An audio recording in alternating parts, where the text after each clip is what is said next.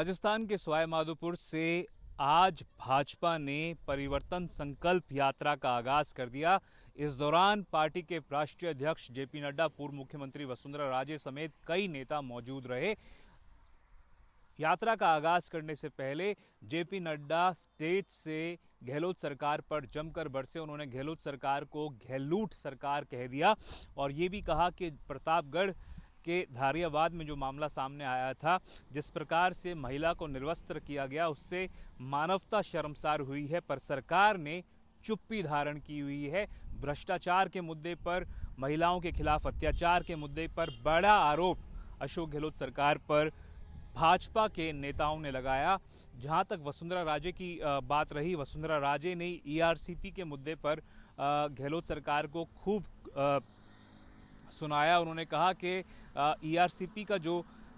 मुद्दा जो है वो उनकी सरकार के दौरान सामने लाया गया था। उन्होंने कहा था कि इससे 13 जिलों की पानी की समस्या का निदान हो सकता था, लोगों की प्यास को बुझाया जा सकता था, पर अशोक गहलोत सरकार ने इस मुद्दे पर जो काम करना चाहिए था वो नहीं किया। इस पूरे मुद्दे को कंट्रोवर्शियल यानी कि विवादास्पद बना दिया और साफ तौर पर वसुंधरा राजे हो गई, गजेंद्र सिंह शेखावत हो गए जो कि स्टेज पर मौजूद थे, कई अन्य नेता भाजपा के जिनमें नेता विपक्ष राजेंद्र राठौर मौजूद थे, सीपी जोशी जो कि राजस्थान में भाजपा के प्रदेश अध्यक्ष हैं वो भी स्टेज पर मौजूद थे। इस चुनावी साल में प्रदेश की अशोक गहलोत सरकार को घेरने में लगे हुए थे। ये जो भाजपा की परिवर्तन संकल्प यात्रा है, इसको 4 चरणों में बांटा गया है। अलग अलग जगहों से, अलग अलग जिलों से राजस्थान में भाजपा के बड़े नेता, जिनमें आज जेपी नड्डा शामिल हुए थे, अमित शाह कल शामिल होंगे। इसके अलावा राजनाथ सिंह जो कि केंद्रीय रक्षा मंत्री हैं और उसके अलावा नितिन गडकरी जो कि केंद्रीय परिवहन मंत्री हैं, ये भी आने वाले दिनों में यात्रा में शामिल होंगे और प्रदेश में अशोक गहलोत सरकार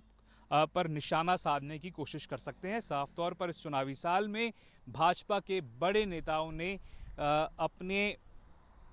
ताकत झोंक कर प्रदेश की अशोक गहलोत सरकार को घेरने की कवायद करनी है। और जिस तरह से राजस्थान में इस साल चुनाव होने हैं, उससे पहले साफ तौर पर भाजपा कोशिश ये कर सकती है कि किस तरह से अशोक गहलोत सरकार को भ्रष्टाचार के मुद्दे पर, तुष्टीकरण के मुद्दे पर, परिवारवाद के मुद्दे पर घेरे और किसी तरह से राजस्थान में लोगों तक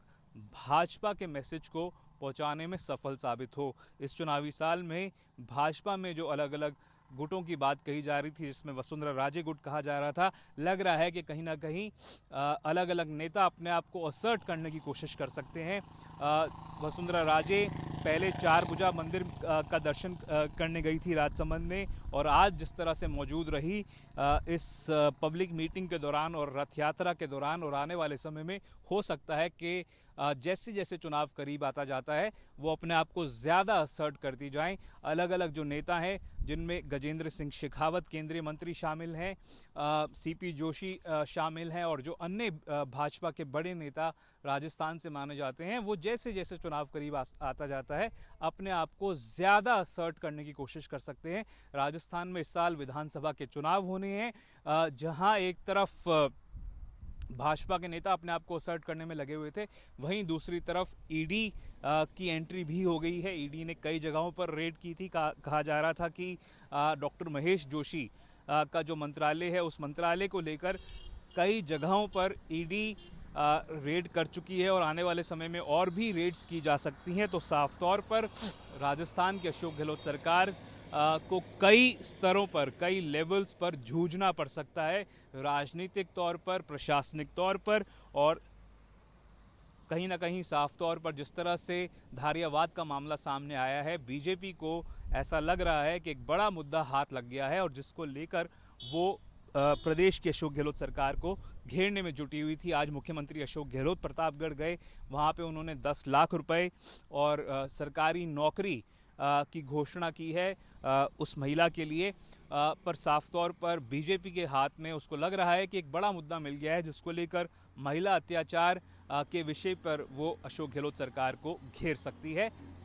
इस साल चुनाव होने हैं राजस्थान में, तो क्या राजस्थान में पिछले करीब 25 सालों का जो रिवाज चला आ रहा था वो बदलेगा या फिर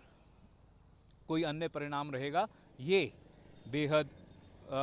देखने वाली बात रह सकती है। कैमरा पर्सन मनीष के साथ मैं देवंकुर वधावन, राजस्थान चुनाव आज तक के लिए।